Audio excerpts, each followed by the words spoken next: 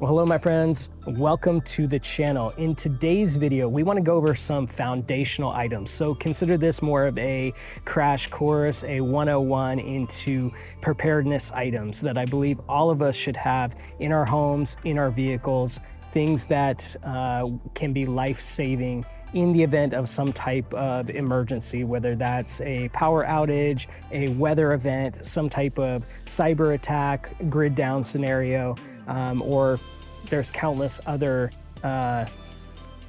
things we may face that, again, these are life-saving items. And if you're new to preparedness, again, hopefully this will give you kind of an overview of things that you can start to think about. Hopefully you have some of these items in your house that you can start to pull together. And if not, this is a great place to start.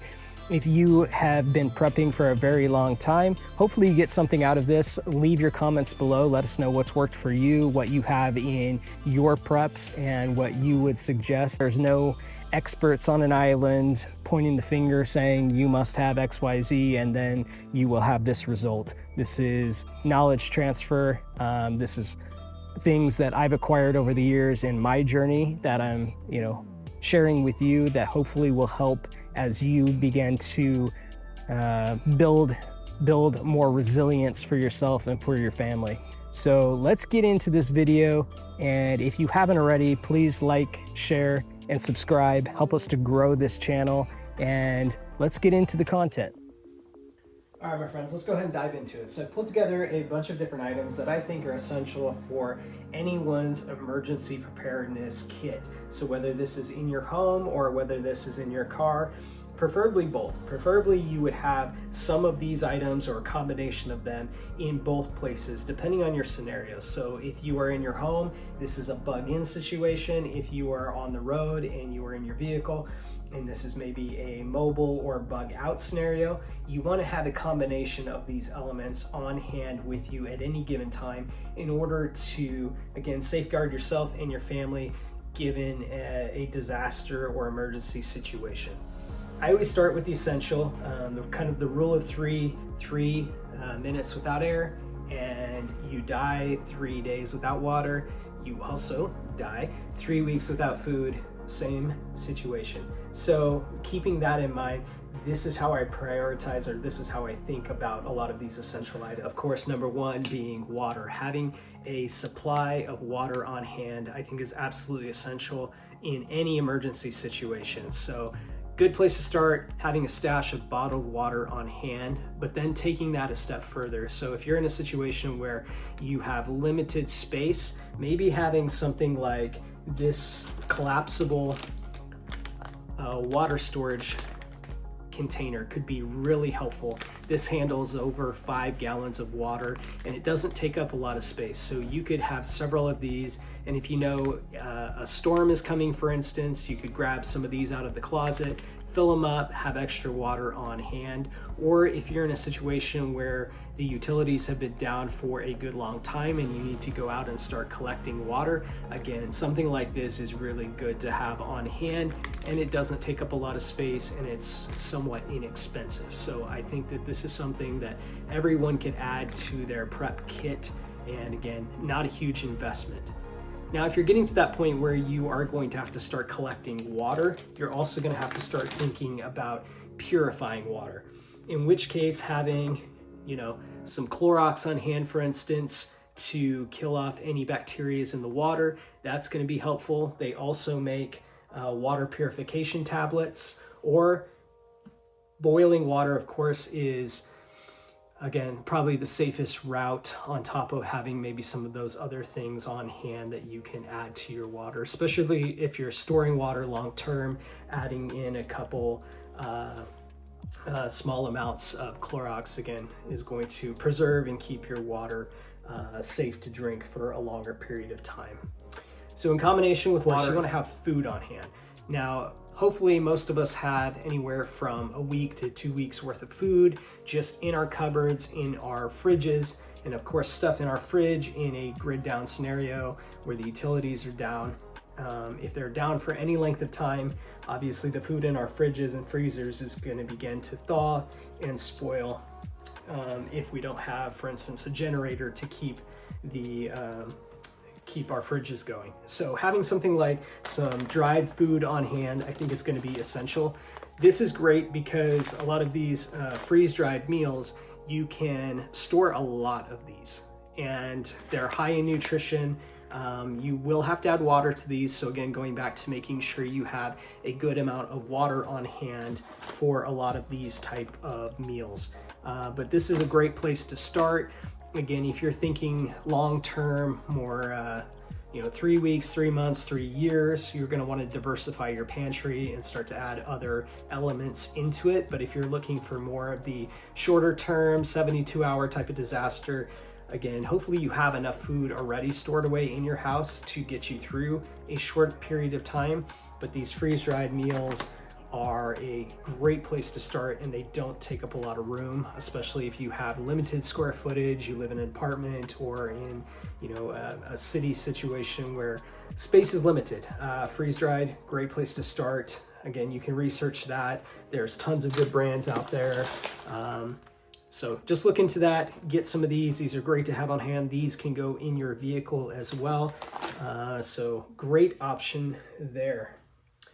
So behind food and water, and every bit as important or more, is having a well-stocked first aid kit in your home, in your vehicle. I recommend having several of these around at any given time. Make sure you add some tourniquets to your first aid kit, because they will not come with that. Any other life-saving medications on hand, any kind of Tylenols or ibuprofens or anything else that you rely on a day-to-day basis. Make sure you add that to your first aid kit. And again, get some education, take a first aid class, and so on and so forth, to make sure that you know what you're doing with your first aid kit, because again, this is a life-saving thing that each and every one of us needs to not only have on hand, but know how to use. So make sure you don't overlook the medical when you're thinking about your preps here. Okay, moving from medical, let's talk about communication. So communication is really important in a grid down scenario or a weather event. Sometimes the cell towers may be down. You might lose service and not be able to get alerts on your phone. So having something a little bit more old school, like this NOAA weather alert radio, something more analog, AM, FM, this is going to be crucial that you get messaging in an emergency situation and be able to stay up to date with what's happening. So make sure you have something like this on hand. This definitely is a life-saving piece of kit, although very kind of overlooked in our modern day when it comes to smartphones and whatnot. We kind of tend to overlook things like this, but make sure you have something like that in your preps. And then I think having like a two-way radio, something like this, is really helpful as well. So for instance, if maybe a family member, one of you needs to go out, start collecting water, or go check on a neighbor, being able to stay in communication in a situation where cell towers are down and you don't have access to be able to call someone on the phone. Having something like this, or in a mobile situation where maybe it's you in another vehicle and you need to be able to stay in contact, having something like that could be really helpful in your preps. Of course, communication, you can look into shortwave radios and so on and so forth. There is a lot to go into when it comes to communication. Make sure that we have something to power. So if we don't have a generator, for instance, something like this little solar charger here, this could be a really good option to start with. It's fairly inexpensive to get into, but you can power devices like your cell phone or laptop off of that. All you need is sun, obviously, and you have an unlimited source of power. Behind that, make sure you're stocked up on batteries. I feel like that's just something that we all kind of overlook, is having batteries in supply should the situation come up and we need it. And that's to power everything from your flashlights, radios, and so forth. So make sure you're stocked up on batteries. Then of course, turning to light, make sure you have lighting options. So whether it's a headlamp, that's a really good piece of kit right there.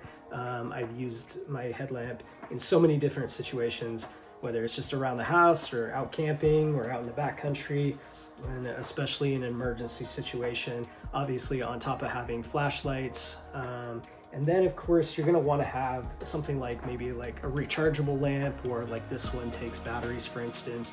This one's kind of nice because it actually does have a fan. So if you're in a situation where maybe the air condition has gone down, and it's very hot, you're in the middle of the summer, having something that can kind of keep you cool as well, that is, I think, really helpful. This has definitely made my life much easier on multiple different camping trips, especially when it has been hot. Just to have a little fresh air moving, that's a great item to have. Not an essential item, but definitely a very nice to have.